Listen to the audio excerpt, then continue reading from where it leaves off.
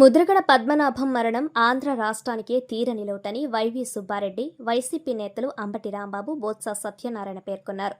కాకినాడ జిల్లా కిర్లంపూడిలో ముద్రగడ అభిమానులు ఆయన సంతాప సభను నిర్వహించారు. ఈ సభలో వైసీపీ నేతలు మాట్లాడుతూ రాష్ట్ర చరిత్రలో అనేక ఉద్యమాలు చేసిన వ్యక్తి ముద్రగడ పద్మనాభం అని కొనియాడారు. అనుకున్నది సాధించడం కోసం దేనికైనా తెగించేవారని పేర్కొన్నారు. తనను నమ్ముకున్న వారికి అన్యాయం జరిగితే ఆమరణ నిరాహార దీక్షలు చేశారని గుర్తు చేశారు. పదవులను సైతం వదులుకున్న మహానేత పద్మనాభం అని కొనియాడారు.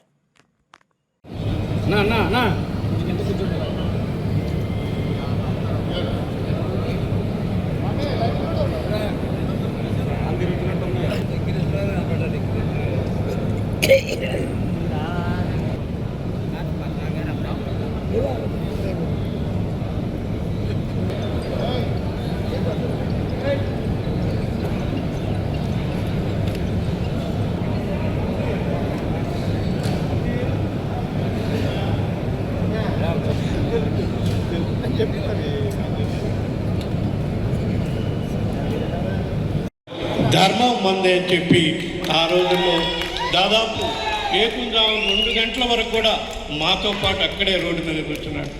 అంత గొప్ప పట్టుదల దీంతో ముద్రగడ పద్మనాభం ఉంటారు. తప్పకుండా ఆయన పోరాట పట్టం ఎంత గొప్పదంటే ఆఖరికి చనిపోయే ముందు కూడా మృత్యువుతో కూడా మహమ్మారి క్యాన్సర్ వ్యాధితో కూడా పోరాటం చేశాడు. మౌనంగా పోరాటం చేశాడు. అనేక పదవులు చేశాడు. పదవులు ఆయన్ని వరించాయి తప్ప పదవి కోసం ఎప్పుడు పాకులాడలేదు. ఒక్కటి మాత్రం చెప్పగలను, రాజీనామా అంటే ముద్రగడ రాజీనామా అనే ఫేమస్. చాలామంది రాజీనామా చేశారు. ఇవాళ రాజీనామా చేస్తా, రేపు రాజీనామా చేస్తా అన్నవాళ్లే తప్ప టైం చెబితే 12 గంటల 1 నిమిషం అంటే గడియారం 12 దాటిందా ముద్రగడ పద్మనాభం గారి రాజీనామా స్పీకర్ టేబుల్ మీద విసిరేసి వచ్చినటువంటి సంఘటనలు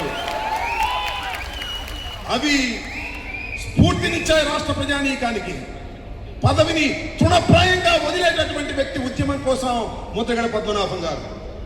నిజంగా అలాంటి మహానయుడు మనని వదిలి వెళ్ళడం అనేది నిజంగా చాలా బాధ కలిగినటువంటి అంశం. ఆయన కుటుంబానికే కాదు, కాపు సామాజిక వర్గానికి, ఆంధ్ర రాష్ట్రానికి కూడా ఒక అరుదైన వ్యక్తిని కోల్పోయామనేటువంటి భావన. ఆయన స్ఫూర్తితో మనం నడవలేం, కానీ కొన్ని విషయాలలో ఆయన స్ఫూర్తి తీసుకొని పోరాట పటిమతో మనం అందరం నడవాలని నేను మనస్ఫూర్తిగా కోరుకుంటూ, జోహార్ ముద్రగడ పద్మనాభం.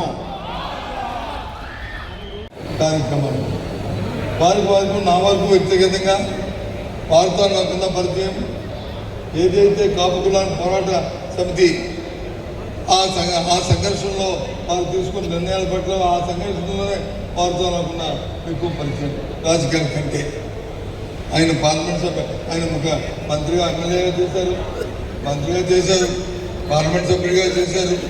ఆయన ఎన్నో కార్యక్రమాలు చేశారు. కానీ ఆ సంబంధం అన్నిటికంటే వారితో ఉన్న సంబంధం కాపు కులానికి ఏదైతే ఆయన తీసుకున్న పోరాటం, ఆయన తీసుకున్న సమస్య, ఆయన తీసుకున్న ఇష్యూ ఉందో దాని గురించి మాత్రమే ఆయనతో మాకున్న సంబంధం, అనుబంధం. ఇవాళ అవన్నీ తలుచుకుంటే ఒకసారి ఒళ్ళు తెలుస్తుంది. నిజంగా ఈ కార్యక్రమాలు జరిగా ఆయన మాట మీద 8 వేల మంది 8 లక్షల మంది ఈ కార్యక్రమంలో మనం పాల్గొన్నామా, ఆ రోజు ఆలోచన చేశామా అని అనిపిస్తుంది. ఆయన ఒక శక్తి, ఆయన ఒక మానవ శక్తి ఆయన. కాబట్టి ఆటోమేటిక్గా ఆయన చూస్తేనే ఆ కార్యక్రమాలన్నీ జరిగాయి. ఆఖరిగా ఒకసారి రాజకీయ సంబంధం లేకపోయి ఆయన ఆతిథ్యం ఎవరితో పోల్చలేం, ఆయన పట్టుదల ఎవరితో పోల్చలేం. నేను అందరినీ కోరేది ఒక్కటే, ఎవరైతే పట్టిపాడు నియోజకవర్గానికి బయట నుంచి ఉన్నామో మాతో సహా అందరం గిరిబాబుకి సంపూర్ణ మద్దతు ఇవ్వాలి.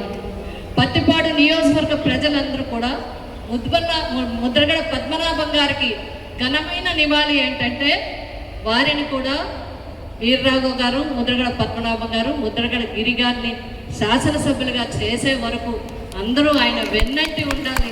అదే ఘనమైన నివాళి మనం అందరం అర్పించేది. ఆ బాబుకి మనం అందరం కూడా తోడ్పాటునివ్వాలి. ఆ కుటుంబానికి అందరూ కూడా అండగా ఉండాలి. భగవంతుని అండదండలతో, పెద్దలే అందరి అండదండలతో మనమందరం కూడా తోడుగా ఉండాలని చెప్పి ఒక్కసారి ఇక్కడ మీ అందరికీ కూడా తెలియజేస్తూ జోహార్ ముద్రగడ. వారితో పాటు కేసులు పెట్టించుకొని కోర్టు చుట్టూ మీ అందరూ తిరిగినందుకు నేను సంతోషపడుతున్నా, ఎక్కడా బాధపడ్డా. ఒకే ఒక బాధ ఏంటంటే అన్ని పార్టీల్లో ఆయన వాడుకున్నాయి, ఏ పార్టీ కూడా ఆయన న్యాయం చేయలేదు. ఇవాళ వైఎస్ఆర్పీ సోదరులు అనేక మంది ఉన్నారు, వారికి కూడా చూస్తున్నారండి. 5 సంవత్సరాలు మీరు పరిపాలన ఉన్నప్పుడు మీరు తలుచుకుంటే మీరు ఆయన రాజ్యసభ సభ్యులు ఇచ్చేవాళ్ళు, ఎందుకు ఇవ్వలేదని నేను మిమ్మల్ని అందరినీ కూడా అడుగుతున్నా. ఈ సందర్భంగా ఆయన చనిపోయిన తర్వాత వచ్చారు, బాగా చేశారు, సంతోషం. తెలుగుదేశం ప్రభుత్వం అయితే ఈడ్చి కొట్టేసిన అందరినీ, కుటుంబ సభ్యులందరినీ. మరి అన్ని పార్టీలు ఆయన వాడుకున్నాయి. నేను ఉన్నదొరట మాట్లాడుతున్నాను, మీడియా కాబట్టి నేను ఏ పార్టీకి చెందినడు కాదు. ముద్రగడ గారు నా గుండెల్లో ఉన్నారు. ఎందుకంటే అనేక సార్లు చెప్పాడు, అయ్యా ముద్దన్న గారు నన్ను దీంట్లో దించారు, మీరు నష్టపోయారు, నేను నష్టపోయానని. ఆ కుటుంబం అంతా నష్టపోయింది. దయచేసి ఇప్పటికైనా సరే ఆయన నమ్ముకున్న పార్టీ వాళ్ళ వారసుని ఎమ్మెల్యే చేస్తారో, మంత్రిని చేస్తారో, ఏం చేస్తారో చేయాలని. అలా ఎప్పుడన్నా చనిపోయిన తర్వాత వచ్చిన ప్రతి ఒక్కళ్ళు అక్కడ ఉండి ఆయన పాడెం మోసిన జగన్ గారి దగ్గర నుంచి, అక్కడ ఉన్న అంబటి రాంబాబు గారు కానీ, మా తోట త్రిమూర్తులు గారు కానీ, బొత్స గారు కానీ, అట్లాగే కన్నబాబు గారు కానీ, అందరికీ పేరు పేరున హృదయపూర్వకంగా నేను ధన్యవాదాలు తెలియజేసుకుని నమస్కరిస్తున్నాను. జోహార్ ముద్రగడ పద్మనాభం గారు. పద్మనాభం గారు లాంటి ఉద్యమ నేత కానీ, పోరాడి యోధులు కానీ మరొకళ్ళు లేడు. అతను కాపు జాతుల పుట్ల మన అదృష్టం మనం చేస్తున్నాం. ముఖ్యంగా చూసినట్టు ఇదే కాలంలో గుజ్జర్లు చేశారు, పటేళ్ళు చేశారు, అలాగే అనేక మంది ఉద్యమాలు చేయడం జరిగింది. ఒక పద్మనాభ గారు మాత్రమే ఉద్యమం చేస్తే రిజల్ట్ కోసం కానీ ఆయన లాభ నష్టాలు కానీ చూడకుండా ముందుకెళ్ళి నాయకుడు అని చెప్పి మనం చేస్తాం. వారి గురించి, వారి ధైర్య సాహసాల గురించి చెప్పాలంటే ఆయన జీవితకాలంలో 10-12 ఉద్యమాలు చేశారు. ప్రతిసారి కూడా ఆయన మీద అనేక క్రిమినల్ కేసులు పెట్టడం జరిగితే ఒక్కసారి కూడా ఇంటి నుంచి బయటికి వెళ్ళడం కానీ, బెయిల్కి ప్రయత్నం చేయడం కానీ, అండర్ గ్రౌండ్కి వెళ్ళడం కానీ, ముందస్తు బెయిల్ తీసుకునే ప్రయత్నం కానీ ఒక్కసారి కూడా చేయలేదు. ప్రతి కేసులో కూడా ఏమని కానీ పేరు పెట్టమని ఆయన కోరేవాడు. ఒక్కసారి కూడా ఏ గవర్నమెంట్ కూడా ఆయన్ని అరెస్ట్ చేసే సాహసం చేయలేదు. That is Padmanabham.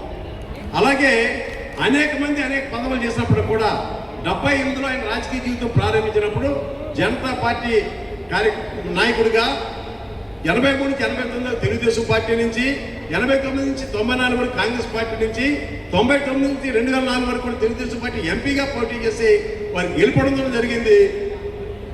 అన్ని పార్టీల్లోనూ బీజేపీతో సహా అన్ని పార్టీల్లో పనిచేశారు. ఆయన ఏ పార్టీకి అంటుకోలేరు.